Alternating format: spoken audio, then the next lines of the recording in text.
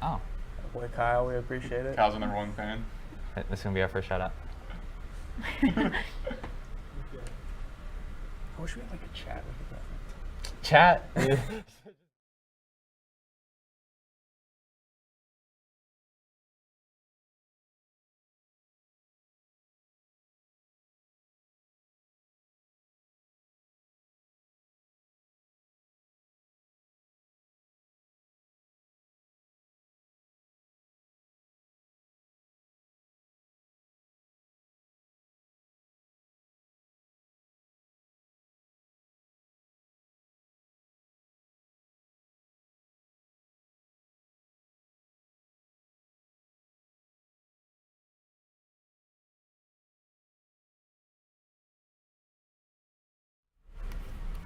Welcome back to UPress Play, a sports show produced by FAU Student Media. We're live streaming on OwlTV's YouTube and the Breezeway with Owl Radio. I'm JD. Alongside me is Maddox, Megan, and Cameron, the usual suspects.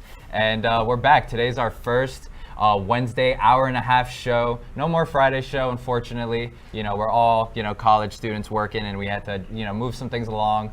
But we're going to come at you every week, Wednesday, 4 to 5:30. We may even have some bonus time in there, maybe go to 6. We're going to see what the vibes bring to us. But guys, how we feeling? New show. How's the week been? Somebody. I'm feeling good. Yeah, I'll take it first. I'm feeling good. I'm excited to have like a little extra time slot to talk some ball with you guys. So yeah, I'm feeling good. How about you guys? Yeah, I'm feeling good too. This week's been pretty solid so far, besides the weather, but that's a different Yeah, thing. we have a tropical storm coming our way, and I'll be honest too. Isn't it Category 3? But we're just getting the tropical storm. Yes, yeah. I saw that USF, FSU, they've closed down school for the rest of the week, and I don't want to be insensitive, but usually when tropical storms or hurricanes come around, I kind of maintain the Florida mindset of I bet, let's see. But yeah, everyone please stay safe. According to updates from the school, school will still be running through the rest of the week for the Boca, Jupiter, and I believe Davie campus. But if there's any updates, you can definitely pay attention to UPress online on Instagram and the University Press website. We'll always have those updates for you. But yeah, I'm hoping it stays dry because I want to say for the last 6 weeks, weather has just been consistently rain. I mean, that's the rain season right now. I mean, it's weird because I feel like when it's warmer, it should be more rain. Spring should have more rain, but apparently the fall is rain. I don't know, man. I mean, it's awful too, and I believe we're all commuter students too, so it just makes the commute even worse. And I mean, I have one class that's from 6:30 to 9:30 tomorrow, so if that gets canceled, you'll catch me on Zoom. So hopefully we don't get too much rain, but it stays good. But if you're new to the show, we start off every show getting into our topic of FAU housekeeping. Before we get into national sports, NFL, NBA, things going on in the sports world, we like to keep it home here in Boca Raton.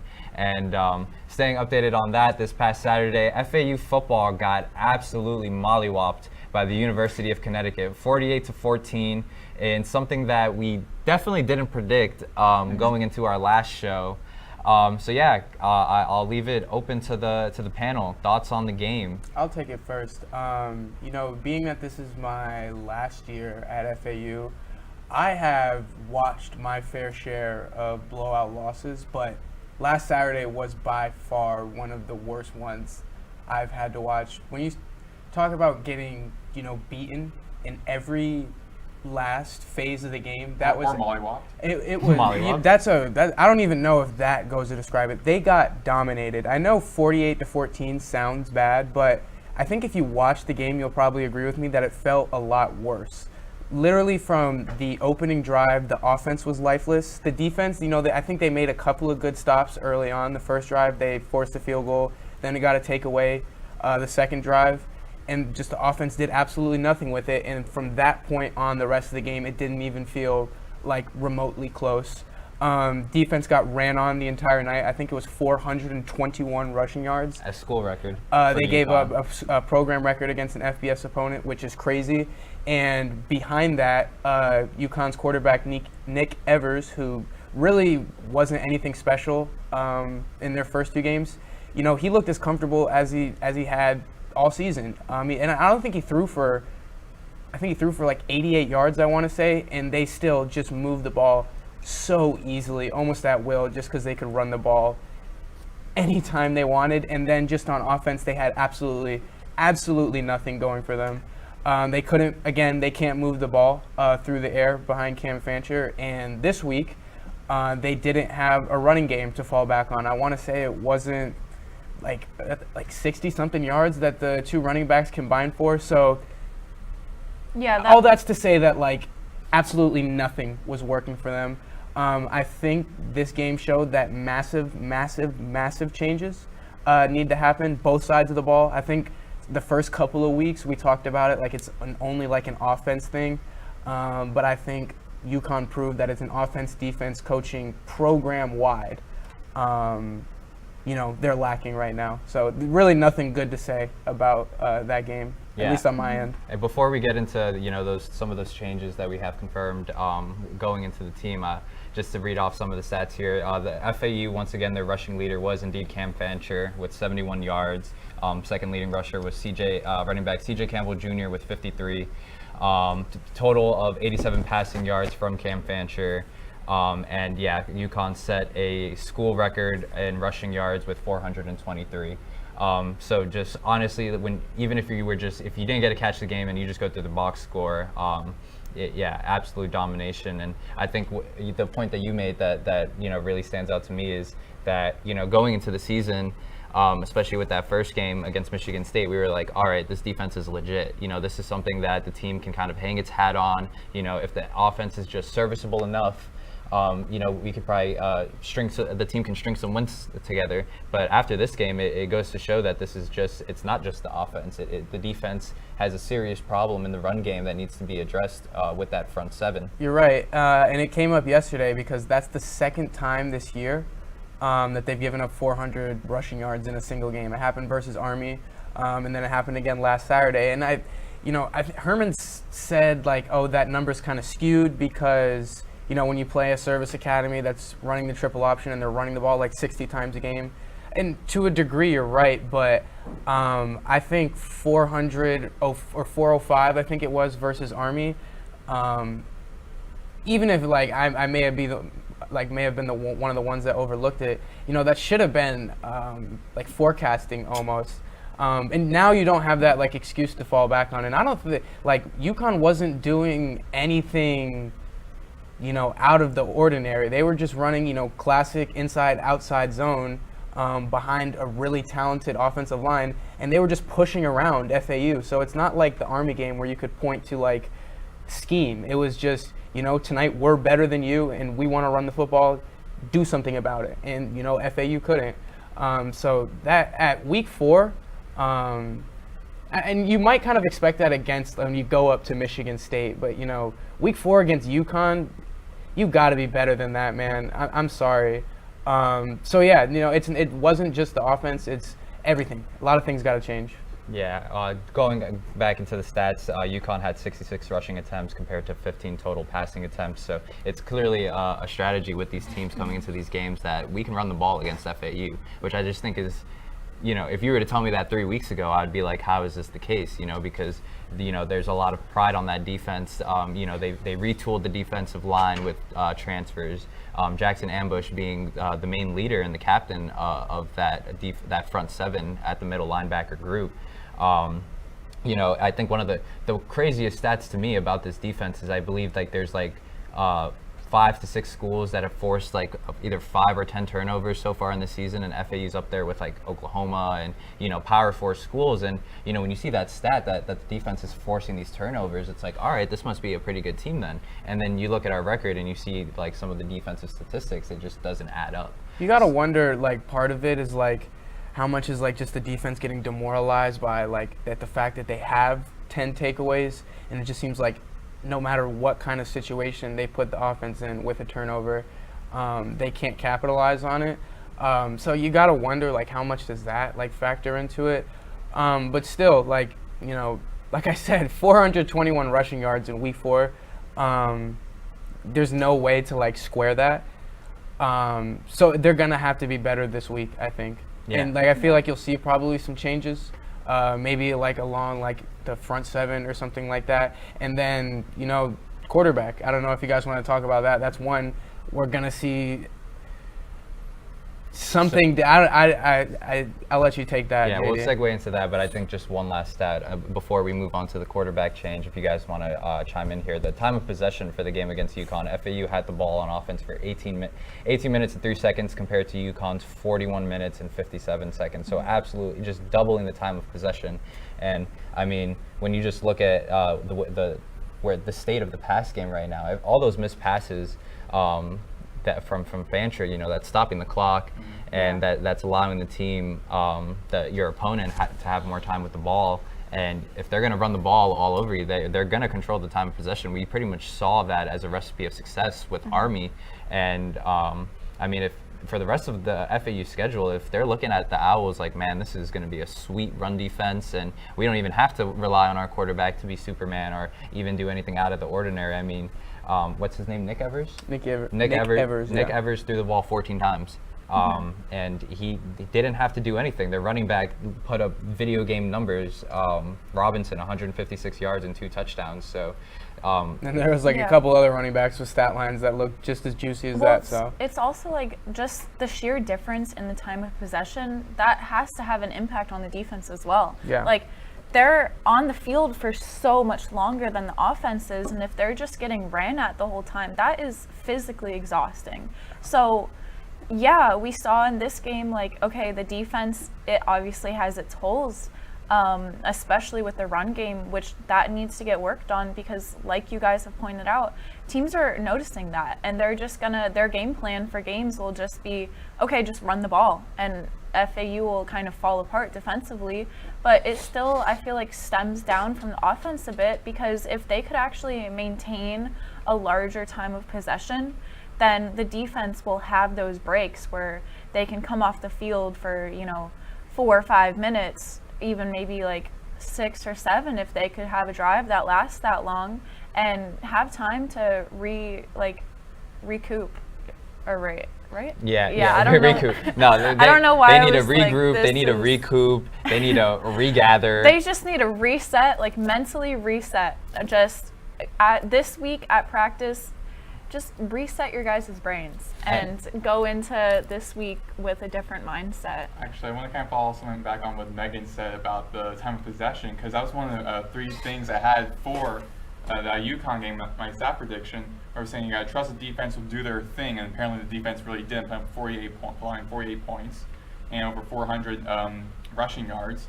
Fancher had the offensive line protect Fancher and give him time in the pocket to find his receivers. Didn't really do that, even though he only threw for 1 pick, had 87 passing yards.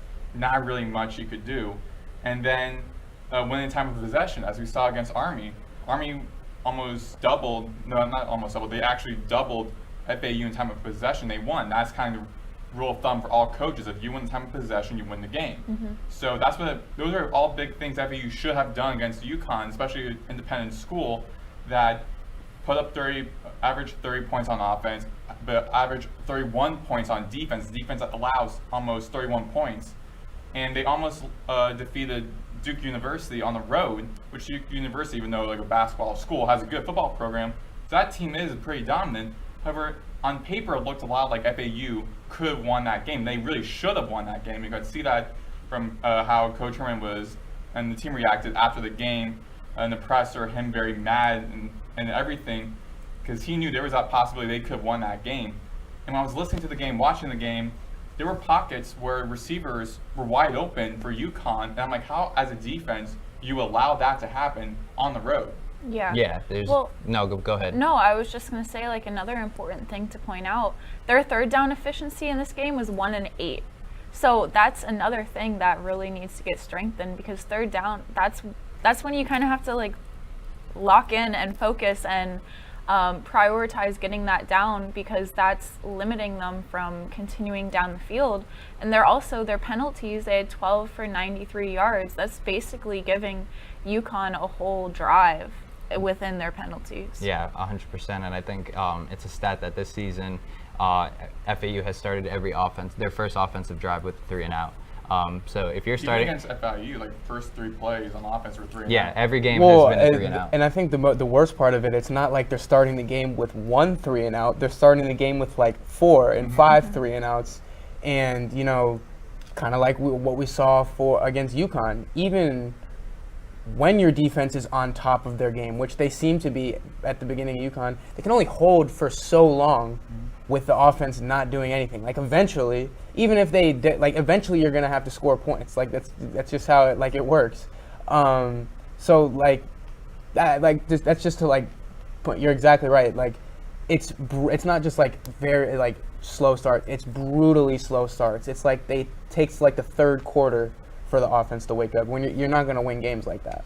Yeah, so definitely some concerns as now FAU football stands at a 1-3 record, but some updates, like Cam mentioned, a little bit of a shakeup to the roster, using actually a UP alum, Richard Pereira, with Athlon Sports. We're going to use his article to report this. It's been confirmed that backup quarterback, I hope I'm pronouncing his name right, Kason Wiseman, transfer from Colorado. A lot of Colorado ties with FAU now. That he'll be slowly getting worked into the rotation, and he should be seeing some snaps in this upcoming game against Wagner. The quote being that this is Herman saying in his presser, since he's gotten here, Wiseman's gotten a lot more zip on the ball. I think he's playing with more confidence now when he gets in, simply from a guy who was sitting in his living room thinking he was probably never going to play football again. And I don't know if they want me telling me that story or not, but if you didn't, I apologize. But I think that's pretty cool, the growth that we've seen from him, not just emotionally and maturity-wise, but really physically too. The ball is coming off of his hands with more zip. So seems to be that Herman has a lot of confidence in Wiseman to step into this role. But I think what's interesting about this note is that it doesn't seem to be a complete depth chart change as far as knocking Cam to the backup. It seems like there's going to be pretty much a 2-quarterback system coming into this game, and just seeing what you got from that. So I just want to know your guys' thoughts on this update with the team. There's been just doing temperature checks on social media. It seems like fans have been calling for a quarterback change ever since that first game, honestly. The signs have kind of been there. The writing's kind of been on the wall that Fancher hasn't been hitting some of the reads that he needs to, and some of the passes that are there. Even if the protection holds up and the receivers are getting to their spots, there's just one too many throws that he hasn't been able to make. And now pretty much a third of the way done with the season, it seems as if the coaching staff feels that it's time for a change. So I'm just curious where you guys feel as student journalists. How do you kind of take this for a team that is pretty much not necessarily out of what's the word I'm looking for? Not doing it simply out of talent and an offensive scheme. It kind of seems like a desperation move, in my opinion, kind of having to run a 2-quarterback system. I'll go first. Just disclaimer: this is not a quarterback change. He said there's a scripted place in the game that Kason will take over like a drive. And I say that just because I think this is a very interesting way of going about it. It's almost like testing the waters of a quarterback change without actually doing it, which I think is interesting because, one, when you're doing it like this, it's kind of like we're looking at it almost like a quarterback change, but it's not. So I don't know if that does anything for the confidence of Cam Fancher, because we're talking about it as if it's a quarterback change. But I also don't know how confident that would make Kason, because a lot of the time, when there's a quarterback change, it's like, oh, we have the confidence of you to now take the keys to the offense, and it's almost like they're half-stepping that a little bit, which is again, we'll see how that works out for him. I just think it's a really interesting, obviously change was needed. Obviously Cam Fancher has not been, a successful quarterback in his 4 starts for FAU. So obviously a change was needed. A lot of people pointed to quarterback, and I agree. I just think this is a really interesting way of going about it, A lot of the times, because you'll just see, whenever there's a obvious quarterback change needed, they'll just tell the backup, hey, you're our guy now. Here's the keys to the offense. Well, I feel like he should almost kind of take this and take it as a chance to kind of prove that he can do it, you know, because they like you said, they're kind of trusting him enough to put him in the game, but not fully. So if I was him, you know, I would be like, all right, like I'm going to go on the field and prove that I can do this and that I could work up to being the starting quarterback. And now that FAU's completed their first 4 games, this almost seems like the perfect time to kind of test out a different type of flow, especially since Wagner's their last game heading into AAC play. So let's say that Wiseman has success and they like see that he could possibly become the new starting quarterback. This is the time to test that out before they have to go into like their conference play. While I agree with you, I'm just asking you, like, just curious, like, if you guys were like Coach Herman, and like in your mind, like, yeah, Casey Wiseman is probably our like quarterback going forward.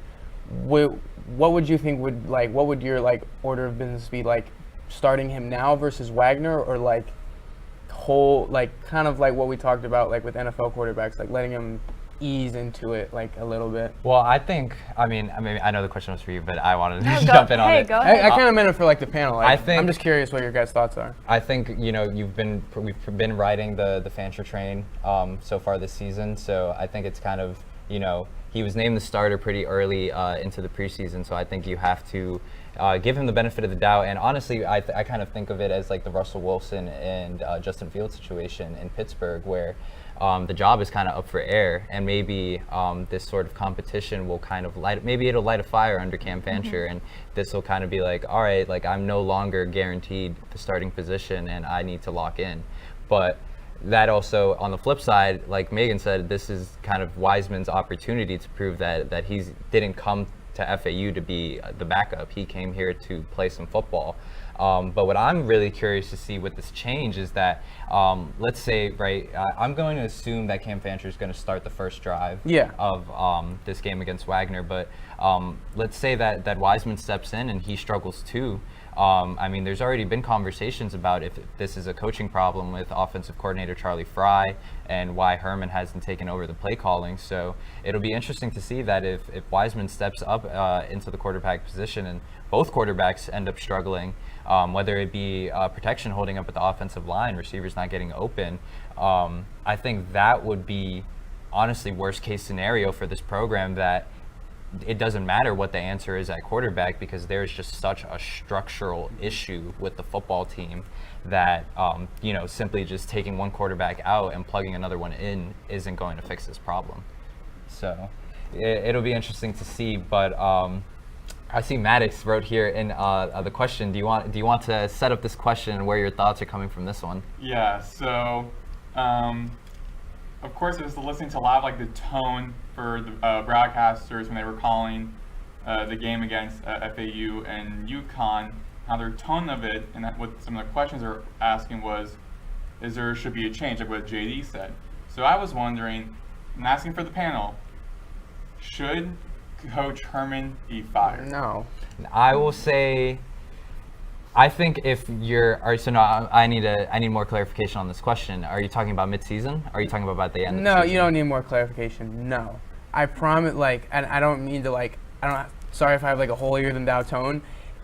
I promise you, like, getting rid of your, like, head coach in the middle of the season can only exacerbate, like, the existing you're fanning the flames there. Right. Like, I agree that, like, stuff has to change. Like, if we, you know, want to salvage, like, a decent season, want to compete for a bowl game, getting rid of your head coach and, like, completely starting over makes that, like, incalculably harder. Like, I can't, I don't even, like, can think of, like, the words. Like, restarting with a whole new coaching staff, having to, like, build a new rapport, having to, like, win over a locker room is going to make whatever you're trying to accomplish so much, like, that much harder. That was definitely, like, a first take type of question right there. Wait, let me change the question now.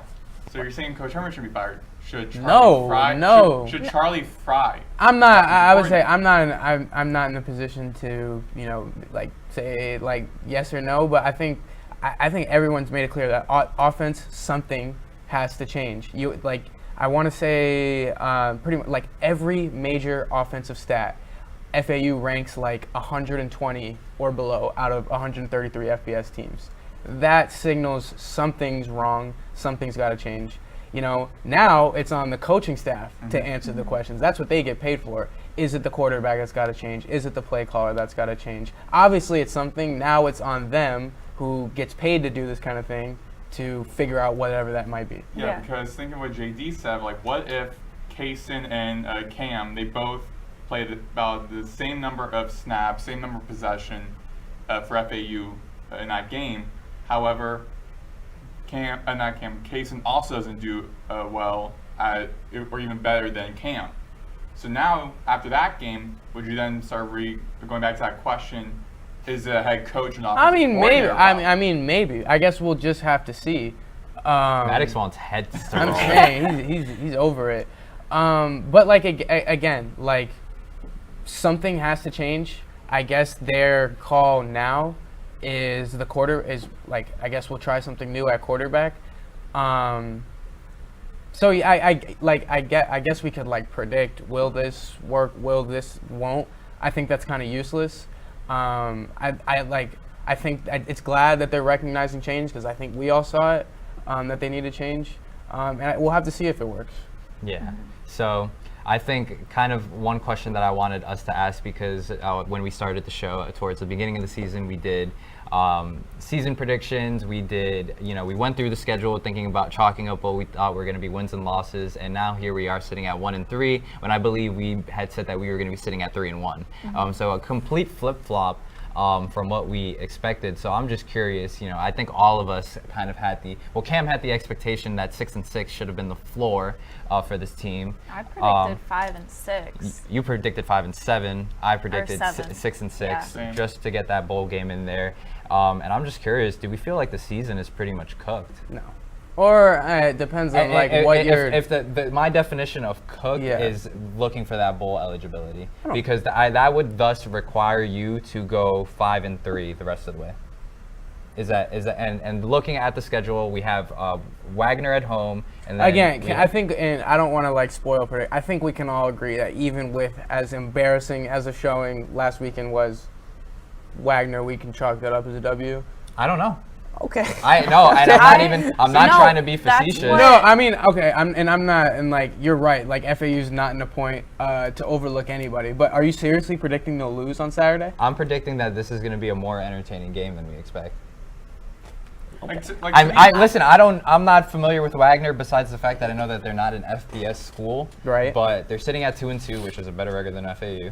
And I mean, it is at home, and it's supposed to be a family weekend. But we're also dealing with a tropical storm here. So who knows if this is even going to be good weather, right? Maybe they're going to if there's no opportunity to even pass the ball, and we're going to have to rely on this run game. Obviously we're dealing with a bunch of hypotheticals here, but.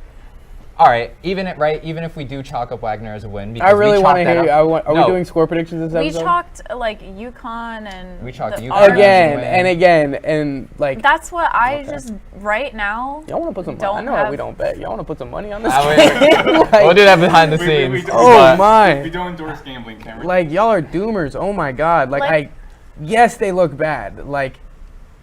This is an FCS opponent where they should have a very major advantage in the trenches. They should be able to run the ball a lot. Y'all are doomers, man. This is crazy. It's just so hard to have pessimistic faith right now. I get that. I get that. I watched that game too. It was bad. I get it, but again, we are playing. This is a Division I roster playing an FCS opponent. Y'all can't give them that benefit of the doubt, just that little bit in this one game. Maddox, go ahead. Get your spiel out before I answer that. So even with FAU, it seems to be on paper where you predict just being okay, Division I team versus a FCS school, you still gotta have a little bit of doubt that there might possibly be something wrong. Because again, we see a lot of times in college football, big name schools against smaller schools, and then they lose. So you gotta look into that reality, especially seeing how FAU has played. Really can't tell until game day, but you gotta think leading up to a little reality, maybe not, because one thing I have learned through my time here at FAU over this season, seeing the schedule, FAU can take out this opponent easy, be a dub, and then being completely opposite. So I'm trying. That's one thing is like I don't want to try make myself like give myself too much hope in a way, because the reality of it is right now the FAU offense is not play that well. Defense has been strong early on, but I feel like now teams are starting to see some weak spots and they're kind of executing on that and winning. So you gotta try to keep some reality set in. Where like, sure, everyone wants their team to be undefeated, but there are some games where you can win, some games you can't. Wagner is a very important game to win, especially since before going to conference play. I feel like that's why it was very smart from Herman to kind of deviate both playing times for both Wiseman and Fancher. But I mean, against Wagner, you at least have a little bit of doubt, possibly, Cameron. Do we? This is why I follow up on that is you have to think with this quarter. Cameron's pissed. Y'all are crazy, no, bro. But my point being, and I know you should pull that up. But what I wanted to say too is that coming into this game, you've already confirmed that you're going to have two quarterbacks at the helm. We don't know where the state of the locker room is at with that. What the connectedness of this group is. If Wagner's coming in and they smell blood in the water, like Maddox said, anything's possible. And so I understand where you're coming from. Is like, all right, find some guts, and I agree. I hope the fans find some guts this Saturday because we clearly cannot. But pull up. But what does ESPN tell you as? I'm just saying. Well, and to respond to that, it's not even like this is. It's like if they were playing, say, any other game on their schedule, you can pick any other game besides Wagner on their schedule. I would be hearing all the things you guys are saying. And because I'm saying them too, like I hear you guys, I understand, like, but against this opponent, I really have enough trust that they can get it done. And just a couple stats for you guys. ESPN Analytics matchup predictor, 96.8% chance FAU wins. The line is FAU is a 28-point favorite. All right, so let me ask you, Mr. And again, I don't gamble, nor do I live and die by like what the metrics say. But like, come on, I watch that game. I get it's bad. I'm predicting like they win by 14 or like 17. Here's what I'll say. Doomers. No, but here's what I'll say about this game, right? Even if, like, magically, let's say FAU covers the spread, right, and they win by 28 plus, I still don't see this as a get-back game for FAU. That wouldn't be, but, like... Because all of FAU's But you're games, just saying if they were to lose, and to actually... To put it in perspective for you, if they were to lose to Wagner, yes, probably then they would, to answer your question earlier, then maybe, okay, that's how... like monumental of a loss that would be. However, also if FAU defeats Wagner, then it's like so FAU only wins against FCS teams. That's not something you want to be known for as a program. You're exactly right. Which is why this. I don't want to say this is like a gimme win because I don't want to like dunk on FCS opponents because FIU just lost to FCS Merrimack. So it can happen. Monmouth, excuse me, Monmouth. So it can happen. It's not gonna happen this Saturday. If I had to guess it. What I want for us to do is going into this game against Wagner, since we can definitely talk about it to death and disagree with it. I want to go down the panel. We'll start with you, Cameron. What the panic scale is that for you personally going into this game? Forget, if we think they're going to win or where they're going to lose. Coming into this game Saturday, on a scale of 1 to 10, what's the panic scale for FAU football?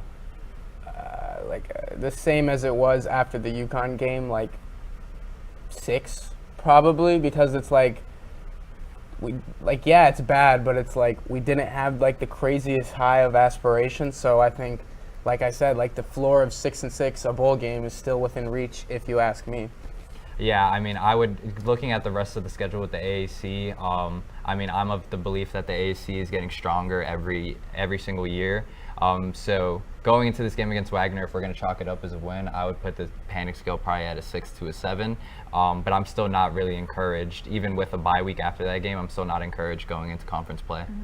So I'm kind of confused. If you, 10 is, you're really panicked? Yes. Okay. It's that they're going to lose. Just for overall the season temperature in general. check, yeah, for the season. I feel like I'm at a 7.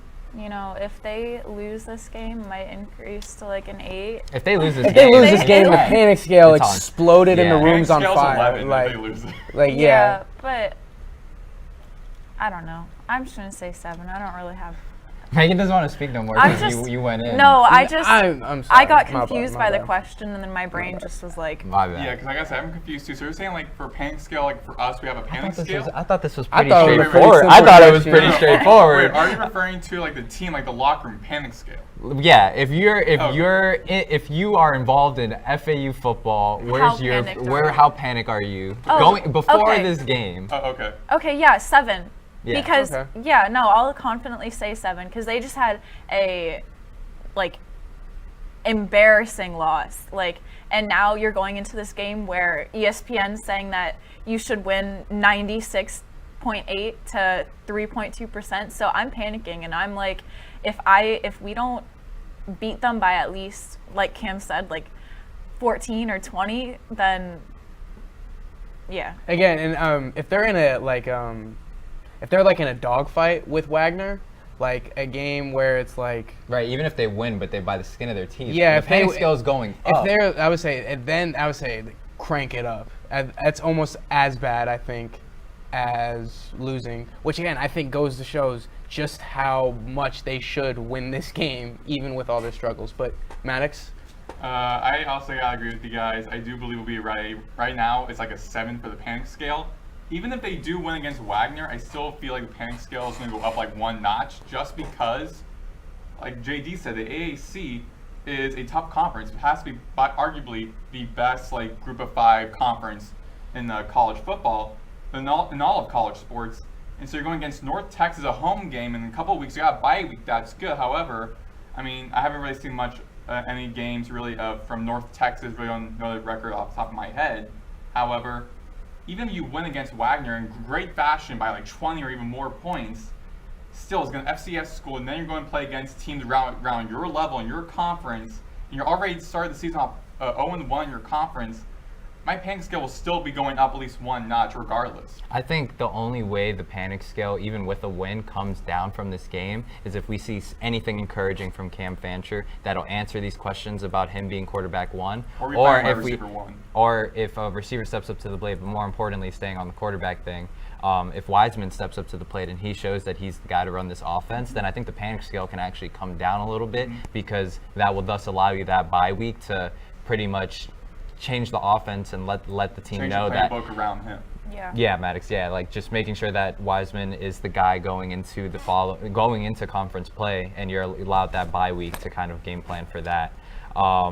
But yeah, I mean, we've pretty much looked ahead at Wagner. We've kind of gone over our season predictions. That topic was so all over the place, and you know, we make this show not easy to clip, but we're gonna try. But speaking of going into this game against Wagner, it's not just a game that the panic scale is on a 6 to 7. I feel like we're gonna go with this. Yeah, it's also going to be a big boom. AJ and Big Justice Day. who is that? You know what? They started out as the Costco guys. They're on what? They started out on TikTok, I believe, and they were going to Costco, and it's a son and dad duo, and they would go to Costco and they'd get like the chicken bake and like the cookies, and then they started going to different food places, and if they liked it, they'd go boom, and then if they didn't like it, they'd go boom. I'll read See, this is why I'm not a social media influencer. No, they're not doing a but podcast whatever. too.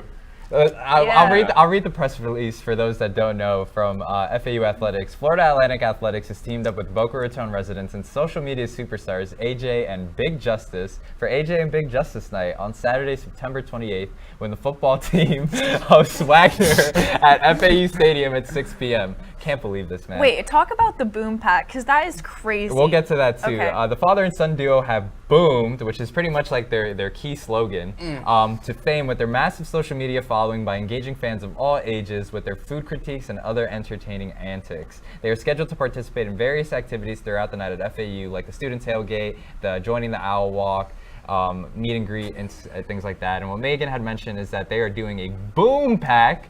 I can't. I gotta say. I gotta say boom. No, but I have to he say has to. boom. It's part of it. It's the vibe. Rosie the Riveter over there?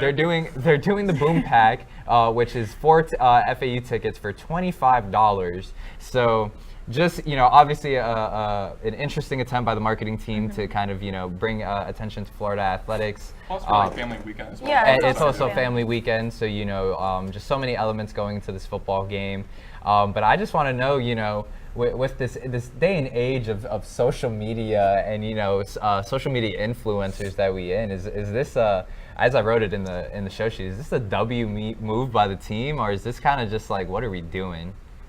I'm not Everyone's gonna say anything, bro. Y'all can take this one. It's just, when I heard about it, I was kind of like, what? Just like, really? They're coming here? I forgot that they're local to the area, but it's kind of, I don't know, how many followers do they have? It's just, I guess it's kind of weird to me that social media influencers are really becoming such like prominent now, and where they're coming to athletic like events and projecting their whole, because they're trying to have the biggest boom. What does that mean? It just What does that When mean? entire stadiums all say 1, 2, 3, boom. Please be for real. Like, please, can we This is just why the focus game's on the on- football games? Like, Thankfully, the game's on ESPN Plus. I mean, Well, no, and I mean, clearly the move by the marketing team has garnered a bunch of attention. Barstool account had reposted the promo video that FAU released, where it was AJ and Big Justice. And for those that don't know, this is what threw me off. Big Justice is the 10-year-old I kid. didn't even know that. I was like, And his name has to be AJ. AJ is the dad. And so Barstool, one of the Barstool accounts reposted the video saying like, oh, Alabama versus Georgia, that's a big college football game this weekend. Forget that. We need to tune into FAU versus Wagner. So, reading through comments on the social media posts, some people just absolutely hate it and they think it's just nonsense, and other people are literally saying that they're going to tune into the game because they want to see AJ and Big Justice. Yeah. Are they going to be FAU's Taylor Swift now? Like, I'm just going to watch a game just for them. No, that's Oh my! I mean, reached that point. I mean, to answer do we really think? I guess maybe someone will who already owns ESPN Plus might be like, oh, maybe I'll click on this game. Over But do we Georgia, really Alabama? think someone actually bought tickets to this game and is going to show up on Saturday solely because it is big? I guarantee that. Especially. Guarantee. Okay, I'm sorry, but Do you know someone who bought tickets because it's Big Justice Day? I know my friends don't go to football games, and I sent them the release about it, and they're And like, they're going- "Oh, we're going." Oh my god. So Maybe- that's what okay, good I'm thing. saying. No, but also, Big Just. That just sounds weird to say, but he's, how old is he? But It can't be more than 11. He's probably 11 or 12, so I'm I sure. thought that kid's 16. I'm That kid's sure he pretty has tall, bro. some, 12-year-old little fangirls that are like, oh, I want to pull up to the FAU game, go see. Big yeah. Justice. We really think so? Hey, I mean, Yes, if you're telling 'cause me they're that your doing a friends are meet pulling and up to greet see them, beforehand. all the No, power to and them, I we guess. were talking about it in the newsroom because Megan's going to be there to Yeah, cover the I'm game against actually- Wagner, and I said, I was like, do you want me to go so you can focus on the game? Should I go cover this AJ and Big Justice? I mean, they're reading the press release. They're going to the tailgate. They're going to join the FAU Owl football team for their Owl Walk, which is going to be such a great visual of just all the football players. They usually come with suits. Yeah. They're wearing glasses. They kind of look like FBI agents, all serious. Yeah, and then there's they going to look be tough, AJ and then them two walking in front of them. just looking Boss, kind I of feel bad for the goofy. kid walking through the tailgate as well. I'm like, bro, you're too young. That does not matter. Yeah. That does not matter. If you know anything about college tailgates, there are not. We'll move on from that. Yeah. But I get what you're talking about. They're also going to do meet and greets, do photos and autographs, and they're going to be honorary captains for the game's coin toss. So Oh not- my! Not only that, I'm sorry to say, reveal this, JD, but one thing that I saw in here, I could not believe they did this. Attempting a field goal during the game. No way you're gonna have them dressed Where up do in you see pads. that? They're Wait, going what? to the field and kick a field goal. No, I don't think they mean Yeah, for like the in between, score. Yeah, I don't Like, think in that it's between, gonna be like, 4th and 3 and out rolls out Big Justice for the 43-yard kickoff. Honestly, I think that's I at wouldn't even- halftime. AJ's a long snapper. Yeah, I think that's I mean, it halftime. could just be maybe not halftime, maybe in between quarters, maybe, but There's nobody else we could. Okay, but we're over here debating if this was a good play, and it clearly was by the media 'Cause we're team, talking about it. We've We're been literally talking about it for 10 minutes. Oh, wait, Point. You have a point. You have a point. So Wait, it's definitely working to get the team more recognition and just school in general. One thing I want to say though is I don't want to like throw any shade on the Justice family or the costume. That means he's about to throw I shade. don't wanna do You're that, about to however, get throwing nasty I feel like this is such a controversial, like weird thing they like FAU marketing did. Like I understand like them trying to get people to the game, but it just seems weird trying to do it as a marketing stunt. It seems like I'm trying to think. I had a word originally, but like it seems seems a little like kind of desperate in a way. But like, here's like these big TikTok sensations for like family weekend, and then you're kind of like promoted too much in a way, getting all this like all these like treats or pleasures, whatever it is, like going to the doing the owl walk, doing meet and greets, honorary captain's field goal, leading team out of the tunnel. Like, So you're all not of that. you're not feeling the move. I just feel You're like not I feel feeling the it was move. just weird. I will I understand say- they're local, but I mean like it just seems like a little bit off. I understand where you're coming Like- from, but I think that the sentiment around the effort would be different if this was a 3-1 football team compared to Yeah. a team that's coming off a spanking from UConn. You have a very Yeah. good Yeah, point. that's what yeah. I was gonna say. It kind of shows like how desperate like FAU is just to get people to kind of show up and be like. I won't Yeah, make we're that here. claim. I mean, optically speaking, that's definitely a fair Well, analysis. I'm basing that off the 4 tickets for $25. Yeah, that's too. what I'm basing that statement off of. That's literally all of us could go to that game and meet AJ and Big Justice for $25. Are y'all busy on Saturday? Except we all can get in for free. I'm gonna be there just to make sure, like, I'm gonna be like a producer for like some stuff for radio for the game. But Are I you mean, calling I'm not, that game?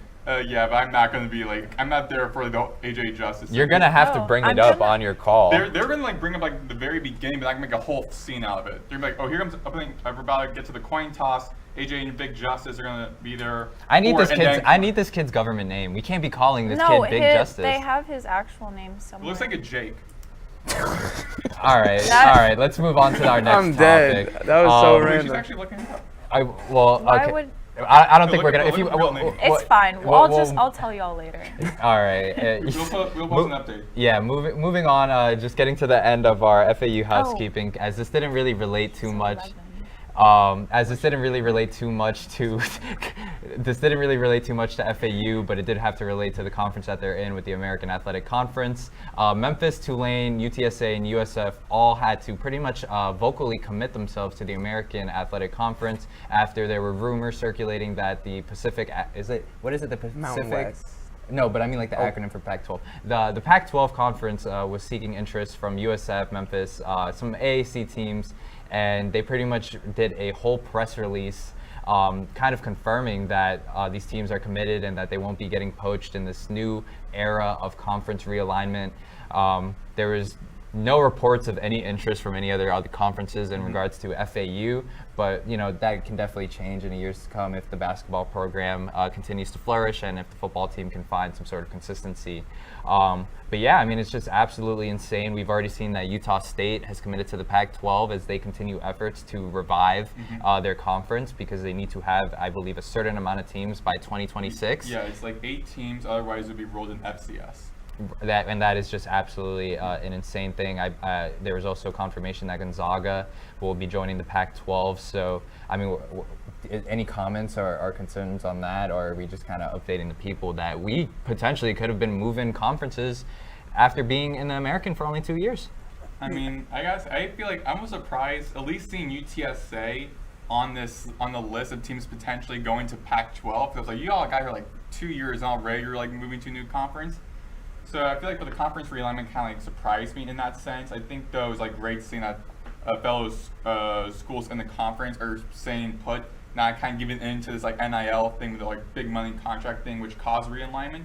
But going to the Pac-12 in a little bit, with the Gonzaga going to Pac-12 for all sports except for football because they don't have a football team. I'm excited for that because Gonzaga is a good school. So I feel like that's great for them. Went from the West Coast Conference, very like lower conference, now being like that higher one, from like a mid-major now to being like possibly one of the majors. Because even though those teams in the Pac-12 for football are really, I won't say that great exciting, we really even should consider them like a Power 5 school. However, for their basketball programs, for those schools, a lot of them have very good teams. San Diego State, Gonzaga, Oregon State, Washington State, a lot of good programs. So I think for basketball, in other words, that's great.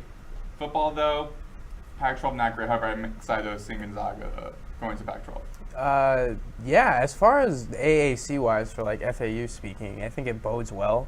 Those 4 teams staying in their conference, because I think and I think most people would agree, like the American's a lot better with Memphis, Tulane, UTSA, and USF than it is without it.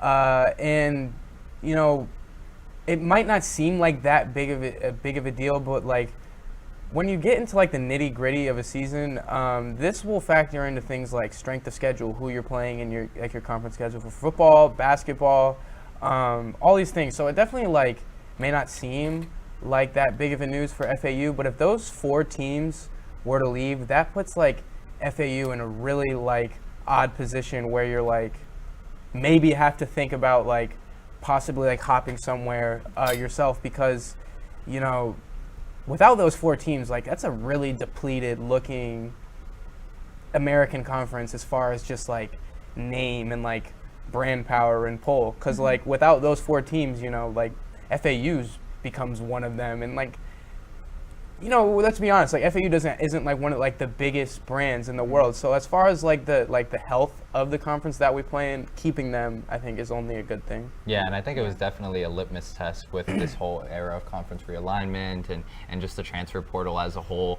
It seems like it's just becoming this trend where if you're not happy in the situation you're in, you can just easily get up and leave, which we'll actually get into a little bit later in regards to starting quarterback for the University of Las Vegas. But yeah, I think it was definitely a great test for the conference that, you know, there's definitely potential suitors, which I think is great. It's kind of like that thing where it's like you're in a relationship and you're happy in that relationship, but then you still have people trying to kick it to you, and it's like it feels good to feel wanted, but you gotta stay committed. You know what I mean, with who you're with, and I think that was just definitely it's a great showing, and I like how Cam put it. It shows that the American Conference is healthy and that pretty much everyone's kind of committed to growing. Yeah, I love JD with the relationship advice. Hey man, you know, if there's anything I could tell you, don't mess up your for show for some mo. That's all you gotta know. And I'll say it again, don't mess up your for show for some mo. So like I'm saying, USF, UTSA, Tulane, and Memphis, the AAC was there for show. And here came some mo, the Pac-12, looking to try and poach them, and they held it 10 toes down. So, yeah. I mean, I think it's definitely the best analogy that I could come up with. Great reference. It's a that great was a perfect analogy. I mean, you think of some great words. I mean, got what was like. What was that word you said? For against like UConn did this against like FAU. Oh, they got mollywopped. Yeah, you got mollywopped. You got. I'll put it on the I'm gonna put it on the t-shirt. Our cameraman keeps cracking up, and he keeps making me want to crack up. Oh man, that's good. But with all this talk and, you know, the great things that we get to do at this show, we want to be able to promote other people. So if you're a club or a student organization with an event coming up or wanting to promote your club/organization and you want a live read like I'm doing right now, DM us on Instagram at UPress Sports or UPress Online, and we can read it live on the show. Must be around 3 to 4 sentences, but we're all editors, so we'll be able to fix it for you. So if you're interested in promoting your club, like I said, we're live on OwlTV's YouTube, and we're live on the Breezeway on Owl Radio. Hit us up. We want to be able to promote you guys. Moving on from FAU housekeeping, we're going to get into some college football and stay on that topic. Over the weekend, Saturday, I considered this the game of the week. I kind of get a little overwhelmed with college football. I'm not like the biggest fan just because there's so many games, there's so many conferences. That's what makes it so great. Yeah, but listen, there's so much going on. There's too much. It's like kind of I don't like. I'm not gonna say I have ADHD, but my attention span just can't keep up. TikTok brain, big justice brain. Well, I mean, I feel like it's the same thing as like the NFL. Like it's like scheduled out like your Saturday to watch. Like you have the 12 o'clock slate. Then you have like the 3:30 slate. Yeah, but there's like 12 games on that 12 o'clock. Again, you pick the best one out of that and watch. Because I'm a firm believer, like the people who put up like 7 screens with like 7 different games. You are not watching all those games. You are not paying attention to all those games. Stop acting like you know more ball than us or something, or like you're a more football lifer because you watch 7 games, we watch 1.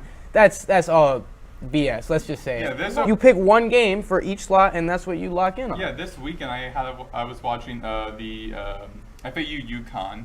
I was watching. That was the Bad 7. pick. Yeah, I was That watching- was the 7 I o'clock was one. watching Yeah. the Miami and USF game because At 3. my dad and my sister went to that game.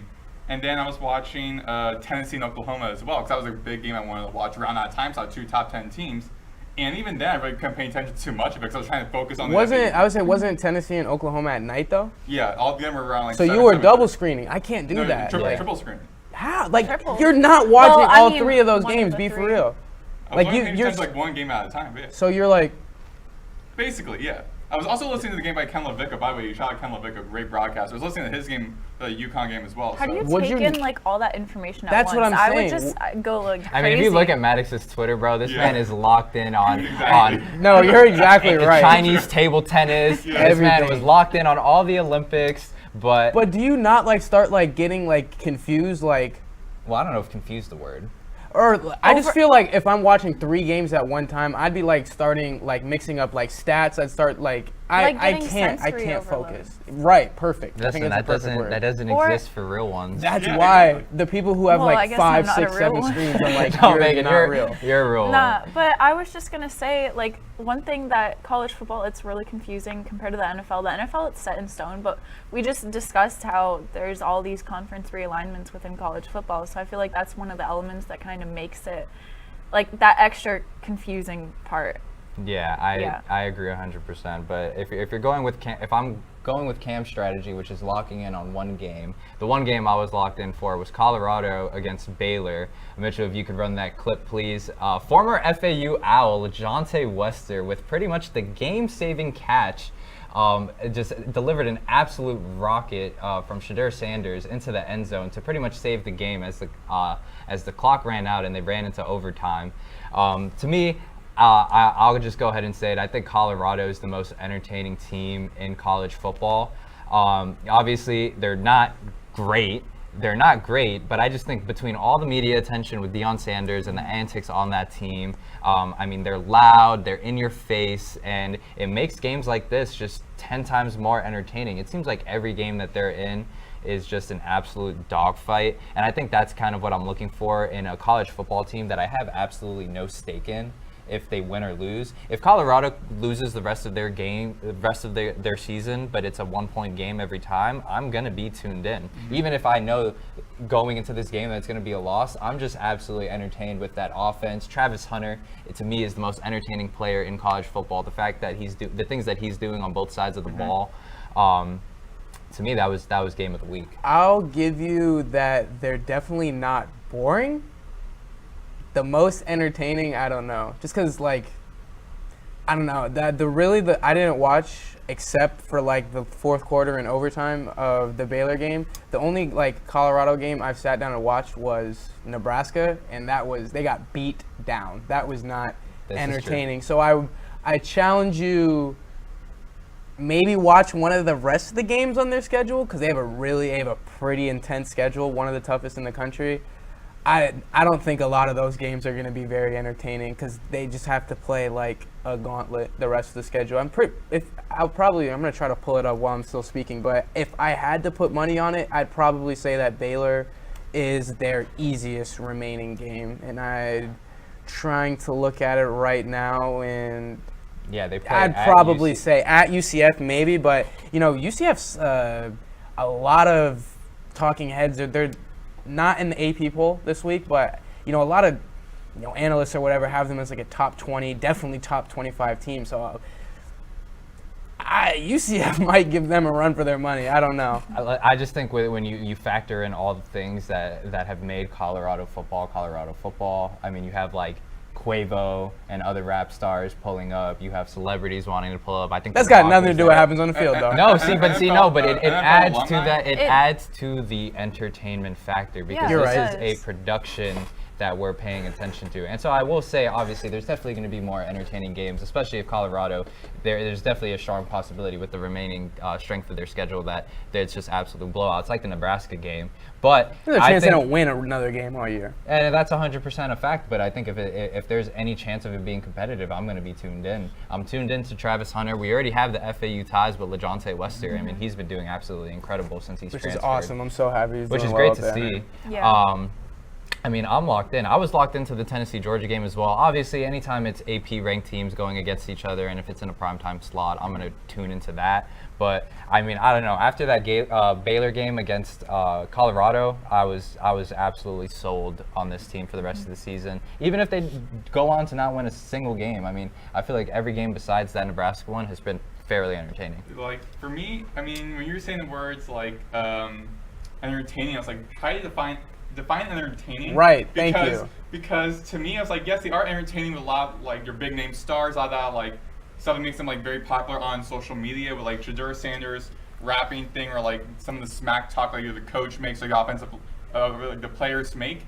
However, I also find them it could be a little bit annoying in a way, because, like, with Shedeur Sanders, like, he would, like, talk smack about his offensive line, and the next week have him and, like, this receiver tell him, Maddox, tell him, trying to, like, apologize to them and the media at the same tell time. Him.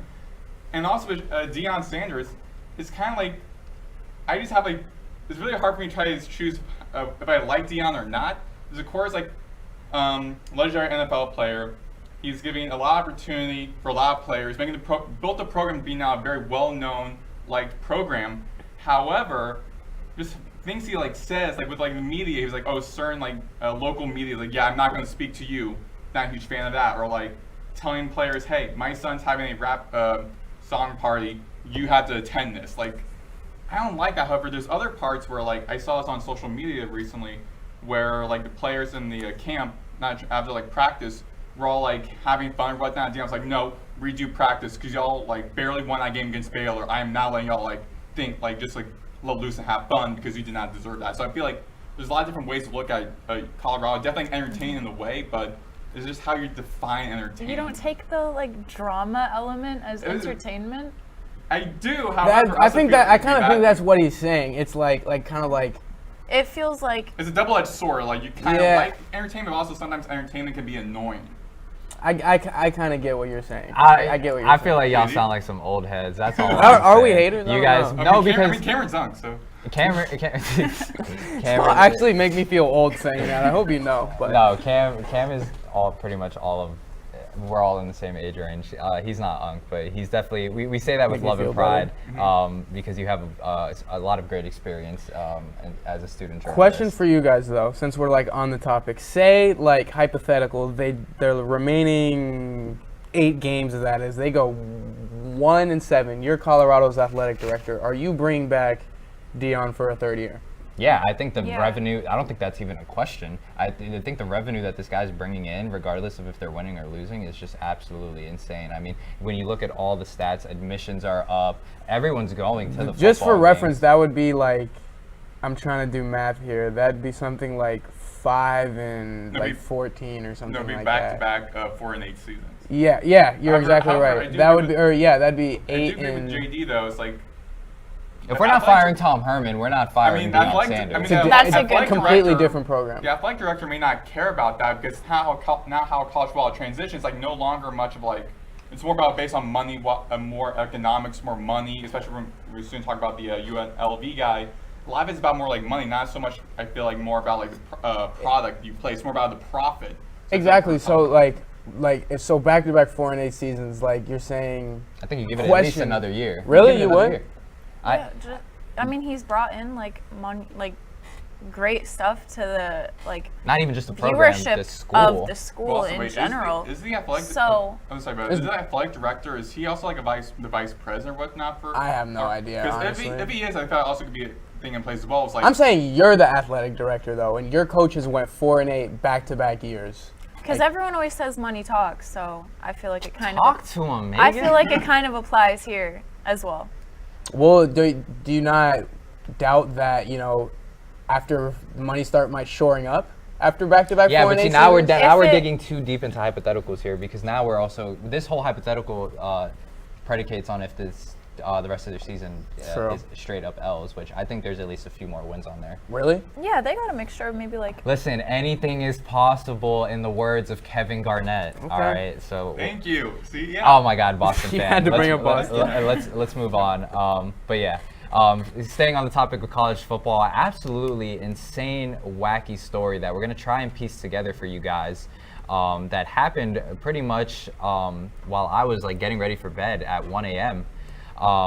Starting quarterback for UNLV, Matt Sluka. I hope Sluka. Thank you. Yep. I'll start that all over. UNLV starting QB Matt Sluka announces he will redshirt and not play for the rest of the season. The University of Las Vegas is 3-0, and they're also a front runner for the college football playoff game, a group of 5 spot. With huge wins over Houston and Kansas. But he stated he committed to UNLV for, quote, certain promises made to him, but they weren't upheld after he enrolled. And so after this initial news broke, journalists were were covering it. With the time difference, it was 1 o'clock over here, but I guess in Vegas it was maybe 11 p.m.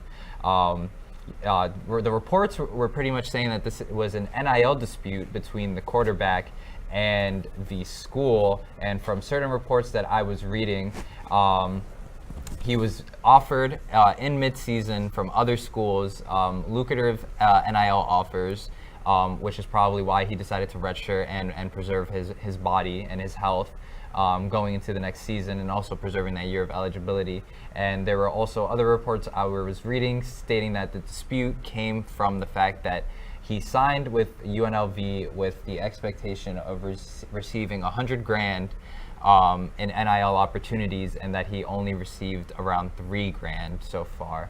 And so the NIL collective of the school, or spokespeople from the school, came out and said that it was agreed upon before the season that he would receive that payment in 3,000 increments every month.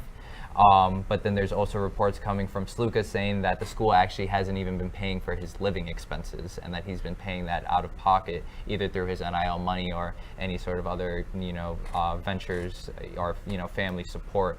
But just an absolutely insane story to see, especially with a team that hasn't lost a game yet this season. They now have to deal with this political drama, NIL drama, and have to pretty much make a change at quarterback. So, I mean, absolutely bonkers. And, we've had this conversation before about, how NIL will play a role in our quarterback situation here at FAU. And, we have mentioned the quote about how the NIL collective is paying Cam Fancher a certain amount of money to play at FAU, and maybe that has played a role in why, and this is all speculation here, maybe a slow roll in why the quarterback change hasn't happened sooner.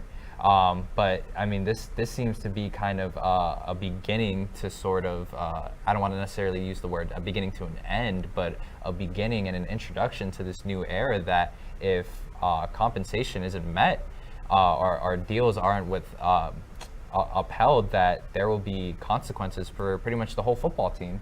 And I think the fact that this isn't a replaceable position like your running back or your defensive lineman, your starting linebacker. This is the leader and the face of your team, which when we look at, when I've looked at certain articles and you look at NIL evaluation, the quarterback is always the highest paid player. Even when you look at the NFL, the quarterback is usually your highest paid player on that roster. Rightfully so as the leader of the team, but I mean, how are you handling the situation if you're UNLV and you pretty much don't have a quarterback because of an NIL dispute? Well, if I'm UNLV, I'm looking inward because, if I struck a deal with a 20-something-year-old that, whether it's in writing or not, and from what I understand, there's no type of in writing contract that he was going to get paid $100,000. But still, if you were under an agreement that you were supposed to pay this kid X amount of dollars to play quarterback, even if it's not under a contract, you should honor that. And if you don't, I think he has every right, to walk away. Besides that, my only real thought is that, this is not the last time. One, this is not the first time something like this has happened. It happened at Florida with the recruit Jaden Rashada, who was promised, quote unquote, X amount of dollars, something in the millions. It didn't happen, and he ended up leaving his letter of intent. But this is going to happen a bunch, and I feel like this is just the first time we're seeing it. Yeah, I'll read some quotes here to get some more information. This is coming from CNN. The quote that Sluka gave to the media, quote, "I committed to UNLV based on certain representations that were made to me, which were not upheld after I enrolled. Despite discussions, it became clear that these commitments would not be fulfilled in the future. I wish my teammates the best of luck. Oh my God, breaking news. I wish my teammates the best of luck this season and hope for the continued success of the program. And so Sluka's NIL representative, which I guess is his agent, Marcus Cromartie, told ESPN that Sluka was, quote, verbally promised a minimum, wow, of $100,000 from a UNLV assistant coach. So not even the head coach, mind you. Rob Stein, the CEO of Blueprint Sports, which runs UNLV's NIL collective, denies this claim from Yahoo Sports. UNLV Athletics later issued a statement reading, quote, football player Matthew Sluka's representative made financial demands upon the university and its NIL collective in order to continue playing. UNLV Athletics interpreted these demands as a violation of the NCAA pay-for-play rules, as well as Nevada state law. UNLV does not engage in such activity, nor does it respond to implied threats. UNLV has honored all previous agreed-upon scholarships for Matthew Sluka. They have now removed him from the football team's online roster, and it is assumed that he will be transferring after this year. This whole situation kind of seems like a lot of hearsay. You know, it's really interesting to read and hear that he has an NIL representative, and that representative didn't tell him get this a signed contract, because verbal stuff, it still should be followed through, but it's not as official, and you can't hold someone to their word unless you have it throughout audio or something, because a person can always be like, no, I didn't say that, or try to take back on their word. And it's just, this whole situation just shows how much power I feel like college athletes have now, because it's almost like an employee. If you're working at Publix or something, and I don't know. No, go. Cook with the analogy. That's just the first thing that came to my mind. But if you're working at Publix and they don't give you your pay after your first 2 weeks, you're going to try to fight that. And if they don't, you're going to quit. So this is basically this same situation. He was supposed to be getting paid, said he wasn't getting the funds that he was supposed to be, verbally told that he was supposed to receive, and then he quit.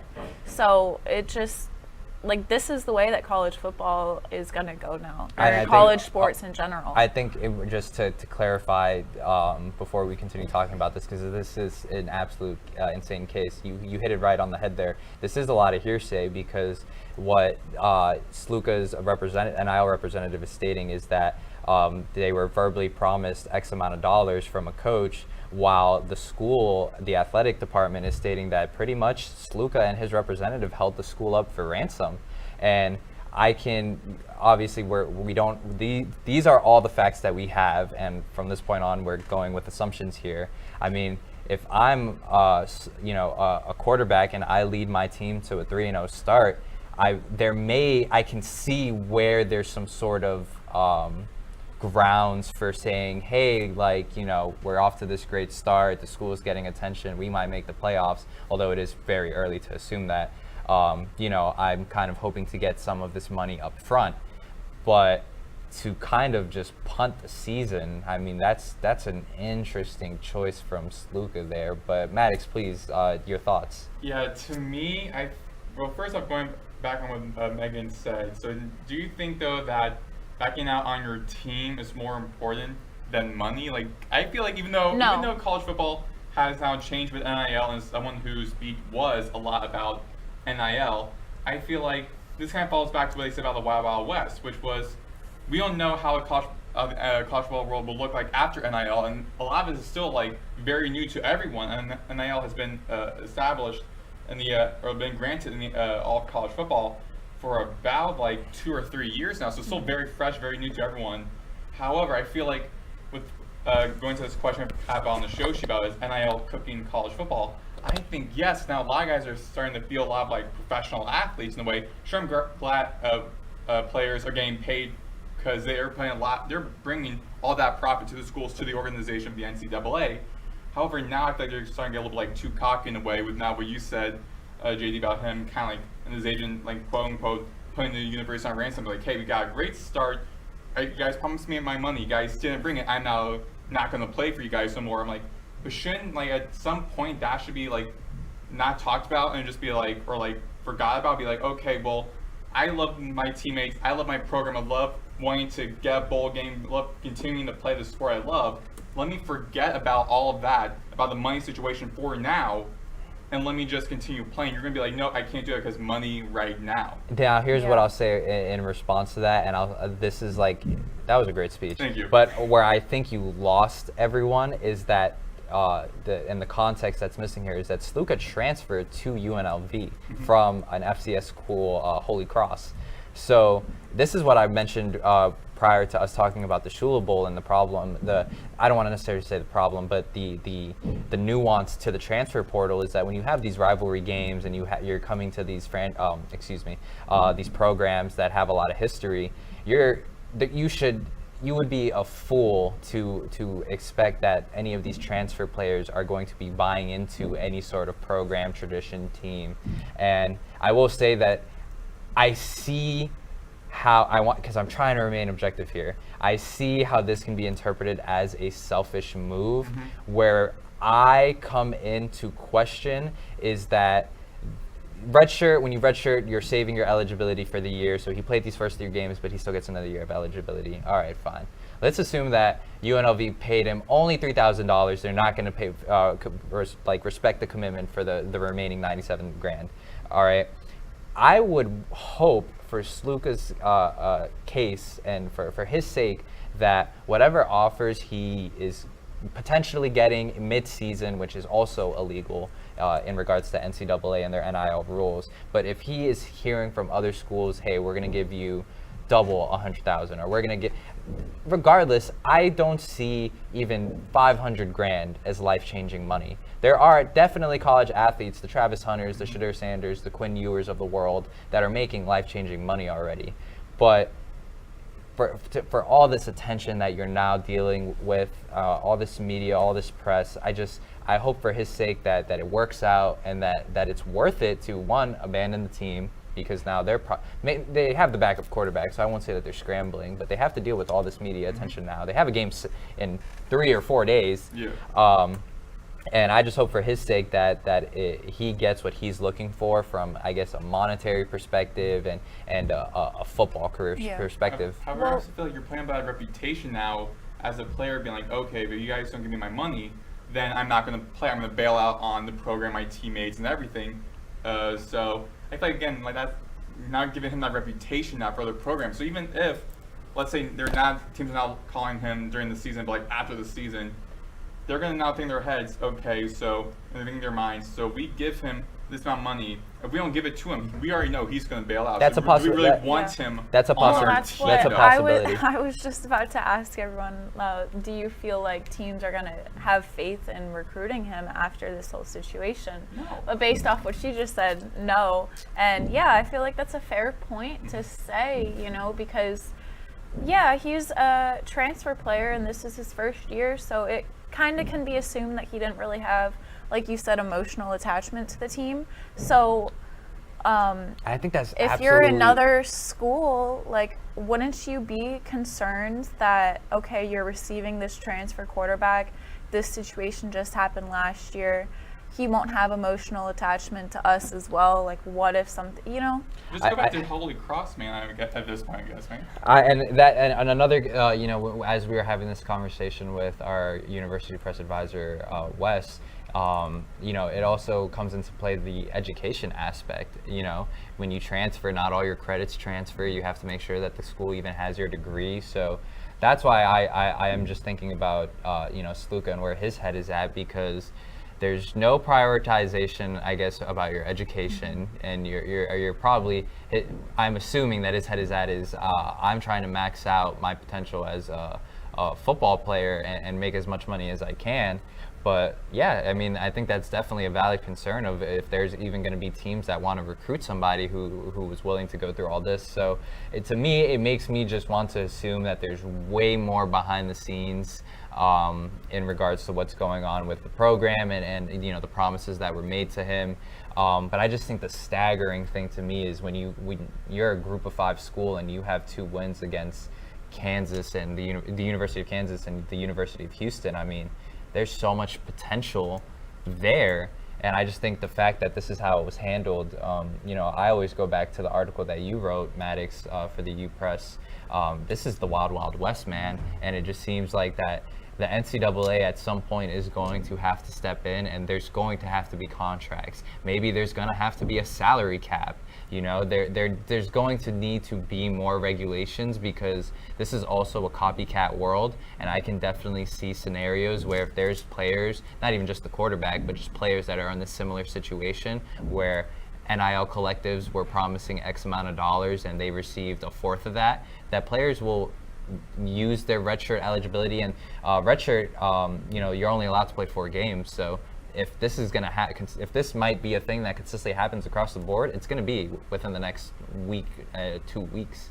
So yeah, I mean, just an absolutely insane story, and it'll be interesting to see how this affects college football and, you know, the payments with NIL going forward. And, you know, hopefully FAU never has to deal with something like this, but I mean, I wouldn't be surprised.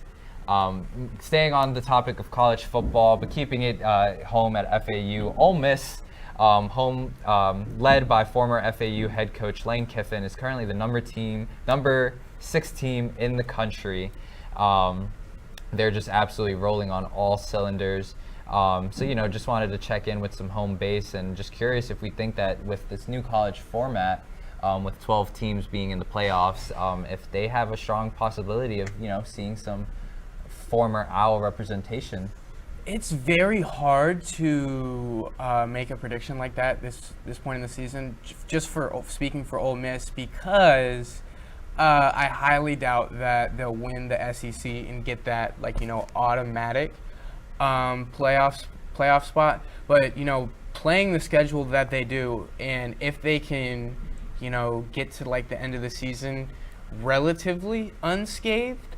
You know, I don't know their exact schedule, but, you know, playing in the SEC, there's going to be some big games remaining on that schedule. So if they can get through the rest of the season, again, relatively unscathed, I think they should be have a good fighting chance to try to get one of those, you know, at large, quote unquote, spots. But again, you know, playing in the SEC, I want to say like 5 of the 7 highest rated teams in the country right now all play in the SEC. It's going to be hard to get out of that schedule, no matter what it is, you know, no matter like what SEC schedule you have, like even like relatively unscathed, that's the word I was using, that's going to be hard. Yeah, I mean, looking at their schedule now, it's not going to be easy for them. Like, they're playing, on the October 12th, they're playing LSU, which is currently ranked at 14.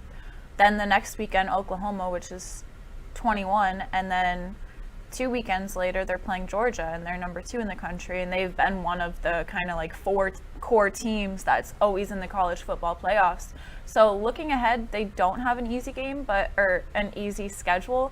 But if they could get, you know, maybe like the LSU and Oklahoma wins like under their belt, then I feel like they could have some confidence going forward. Yeah, to me, looking at their schedule, I mean, I feel like their schedule goes Kentucky, South Carolina, then LSU.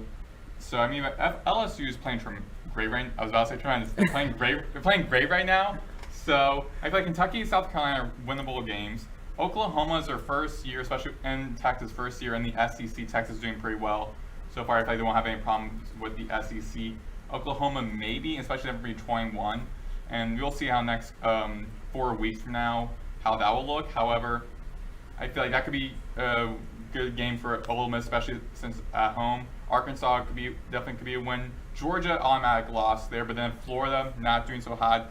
The toughest schedule, probably arguably the toughest schedule in all college football. And then Mississippi State. Those are all those games are winnable except for LSU and Georgia. I feel like the rest seems to be like an Ole Miss's favor. I feel like Ole Miss can definitely be in the playoffs. Yeah, well, I mean, it'll be interesting to see, but I'm always happy to see some FAU representation across all sports. So it'll be interesting to see how that plays out.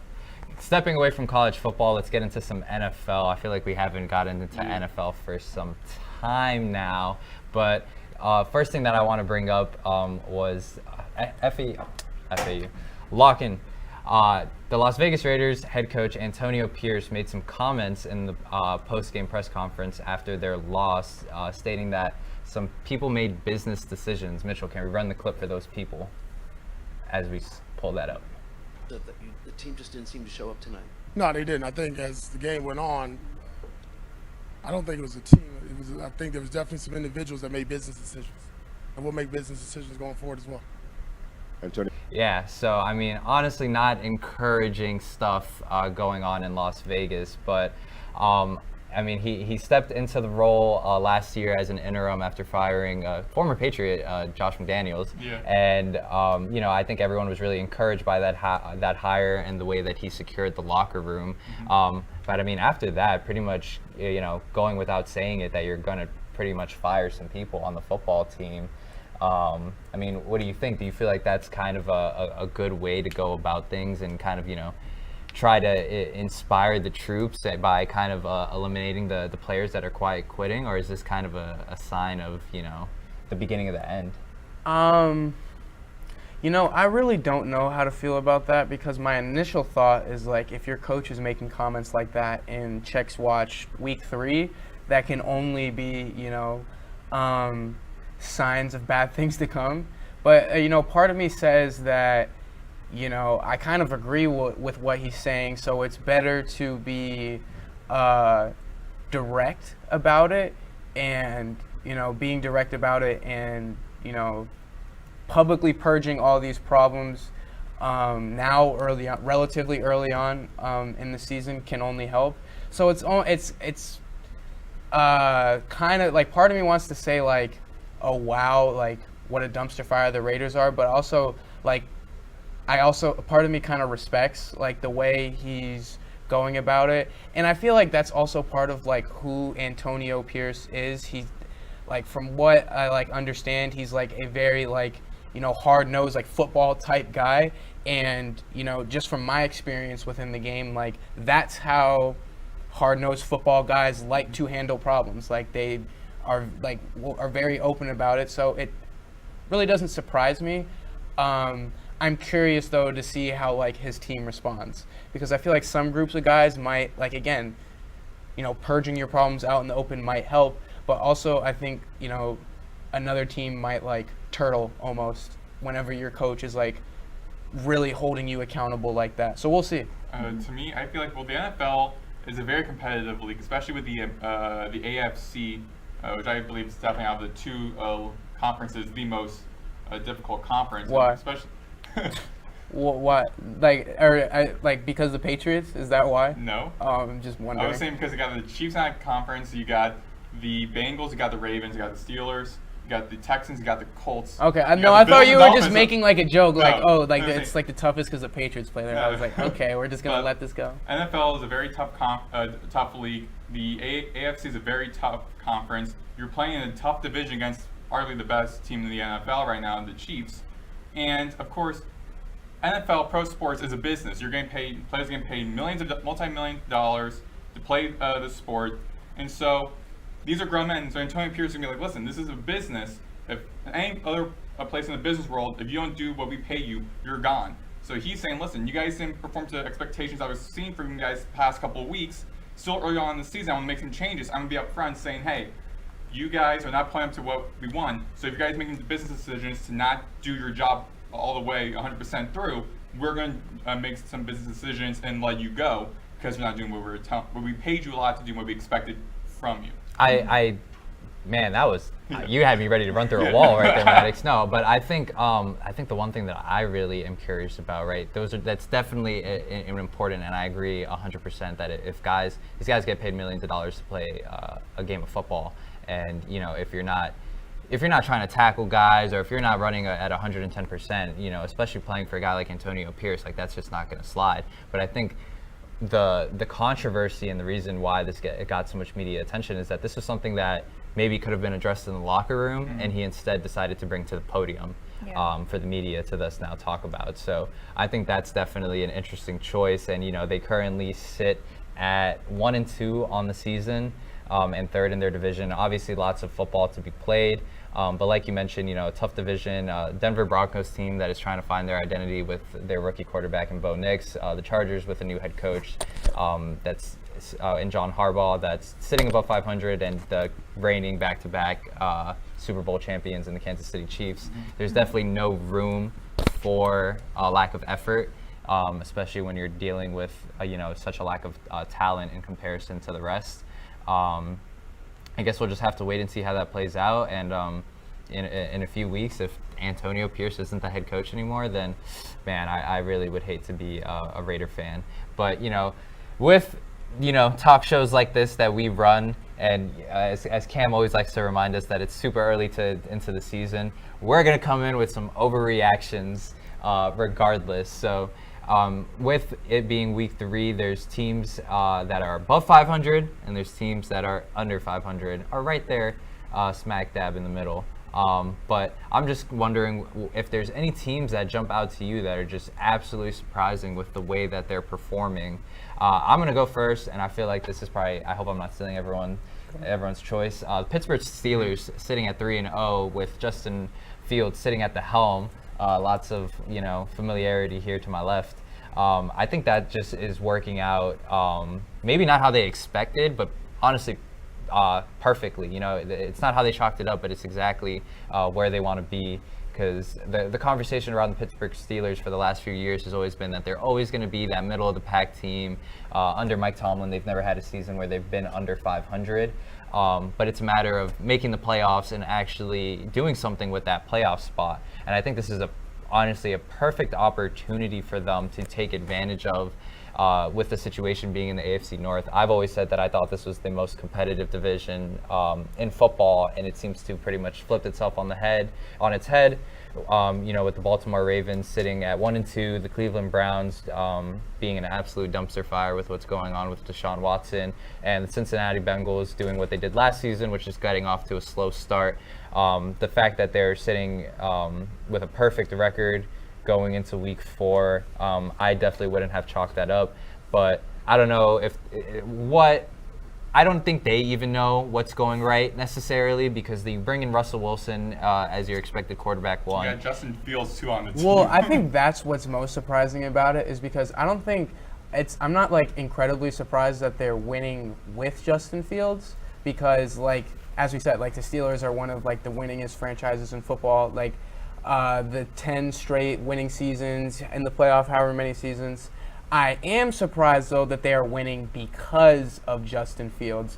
Because leaving Chicago, I had completely written Justin Fields off. I thought the problems that were the same that not only that were they the same, they exacerbated the same problems from college over 3-4 years, whatever it was, in Chicago. But a lot of them are getting a lot better in Pittsburgh. He's getting the ball out a lot faster.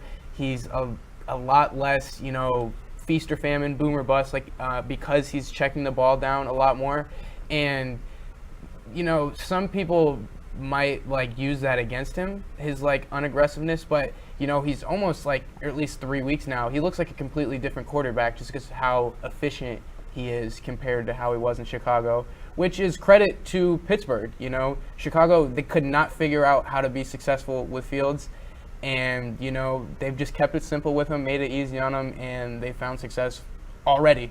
So credit to them. Does it make you feel? I'm sorry, Maddox. Does it make you feel any type of way that your Bears are sitting at 1-2 with Caleb Williams? No, because it's not if the Bears had Justin Fields right now, they'd be 3-0. Because yeah, that's definitely a lazy narrative. I mean, I don't want to add Disney like that, but I don't feel again, Justin Fields is a different quarterback for 3 weeks than he has been in Chicago. So if he still was there, I doubt all the strides that we've seen for 3 weeks would be there. Partially, and again, a lot of it has to be with Pittsburgh playing to his strengths when for 4 years Chicago failed him. Yeah, I think that's definitely a great point. But that's definitely my surprising team right there. I'm shocked that the 49ers are 1-2 right now. Just because I haven't seen their second 2 games, but I kind of caught a little bit of their Jets game, and they looked so solid. And last year they almost they went to the Super Bowl. So just seeing the loss against the Vikings and then now losing against the Rams too, I guess I kind of thought that they would start out more like the Chiefs have, not necessarily 3-0, but at least 2-1 or something like that. That's really the main thing that's kind of stood out to me this week. I think that's definitely interesting. They are dealing with a lot of injuries on both sides of the ball, but It seems like for the Chiefs, not to really, I mean, to rope them into the conversation, but they never deal with Super Bowl hangover. And I feel like this is something that's always been a problem for other teams, is when they lose that Super Bowl, it's really hard for them to recover. And the hope is, obviously, you're dealing with a shorter offseason when you make it that deep into the postseason, but health has always been a concern for the San Francisco 49ers, and last year was kind of the one season that they were able to put it together. And now that they're dealing with injuries to George Kittle, Deebo Samuel, Brandon Ayuk dealing with the contract dispute in the offseason, I think that's definitely a valid one there. They're sitting at the bottom of the NFC West, which is a division that they pretty much ran for the last few years. So it'll be interesting to see how that pans out for them. Yeah, for me, my surprise team, actually kind of going back to what Cameron said about how Justin Fields played against the Bears, now going to this new team. You always want to see that players who didn't do so hot, had a lot of back talk about them, a lot of criticism by the media, but then going to this new team and starting their season all over again, starting their career all over again. Love to see that. Same goes for the Minnesota Vikings, 3-0, with originally had their rookie quarterback, J.J. McCarthy, starting the season. He got injured week 1. Then comes in Sam Darnold from a bad season with the Panthers, I believe was his last team. So now him, 67.9% completion rate, 657 completion yards, through 8 touchdowns, only 2 interceptions in his first 3 weeks here. So you'd love to see now he's already changed his career actually over from how he originally started with the 49ers, not so great, Panthers, not so great, Jets, not so great, and now going to Minnesota and revived his career in a way. So I think that's one thing that has surprised me, is how the Vikings, with this team 3-0 right now, being led by. I picked up wind out of my sails there, because I was about to say my surprise is the Vikings 3-0, and not only that they're undefeated, but they beat 2 Super Bowl contenders. One in the Niners. I would say two really good teams in that 3. And I think just we all collectively wrote them off a little bit. Definitely me. I figured they'd be probably 3rd or 4th in the division. I was leaning towards 4th.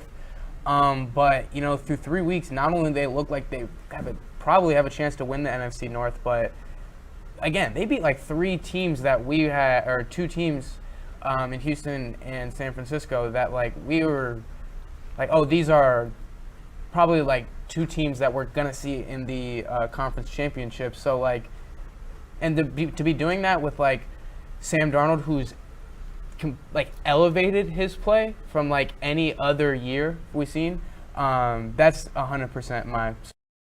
Yeah, I picked him up on waivers. That is currently my starting quarterback, because in one of my fantasy football leagues, I had Jordan Love, and he's out until to be determined.